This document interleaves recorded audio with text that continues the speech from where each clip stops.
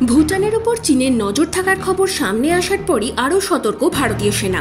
সম্প্রতি একটি উপগ্রহ চিত্র প্রকাশ্যে এসেছে, যেখানে দেখা গিয়েছে চীনা সেনা ভুটানের সীমানা লঙ্ঘন করে ভিতরে ঢুকে লাগাতার অবৈধ নির্মাণ করে চলেছে। 2 বছর আগেও উপত্যকার যেসব জায়গা ফাঁকা ছিল, আজ সেখানে একের পর এক বহুতল গড়ে উঠেছে। গ্রাম এবং সেনা ছাউনি তৈরি করে ভুটানের জমিকে একটু একটু করে গ্রাস করার নেশায় মেতে উঠেছে চীন। শুধু তাই নয়, উপগ্রহ চিত্র থেকে আরও জানা গিয়েছে ভুটানের যে অংশে চীন পৌঁছে গিয়েছে সেখান থেকে অরুণাচল প্রদেশের সীমান্ত মাত্র 50 কিলোমিটার দূরে। সম্প্রতি সেখানে চীনের অবৈধ নির্মাণের খোঁজও পাওয়া গিয়েছে, তাই চীনের আগ্রাসন নিয়ে বাড়ছে চিন্তা। ভুটানের জমি ধরে দক্ষিণের দিকে চীন যদি আরও অগ্রসর হওয়ার চেষ্টা করে, সেক্ষেত্রে সে অচিরেই পৌঁছে যাবে শিলিগুড়ি করিডোরের কাছে। এই করিডোরের মাধ্যমে উত্তর পূর্বের রাজ্যগুলির সঙ্গে ভারতের বাকি অংশের যোগাযোগ রক্ষা করা হয়। তবে শিলিগুড়িতে চিকেন নেক করিডোরের উপর চীন যাতে কোনোভাবে নজরদারি না করতে পারে, তার জন্য প্রস্তুত ভারতীয় সেনা।